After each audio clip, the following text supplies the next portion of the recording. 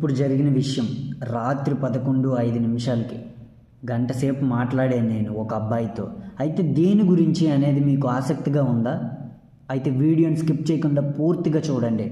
అయితే ఆ అబ్బాయి వయసు వచ్చేసి 22 సంవత్సరాలు అనమాట. 22 సంవత్సరాలు అయితే ఆ అబ్బాయి చాలా గాఢంగా బాధపడుతున్నాడు. దేని గురించి బాధపడుతున్నాడు అంటే, ఎగ్జామ్స్ దగ్గరలో ఉన్నాయి, వేరే వాళ్ళు నాకంటే ఎక్కువగా చదివేస్తున్నారు అని చెప్పి.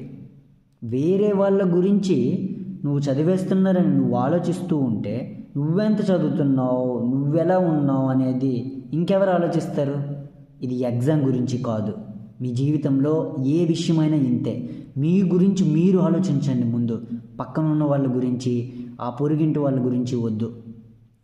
Think about your self. అర్థమవుతుందా? గుర్తుపెట్టుకో. Thank you.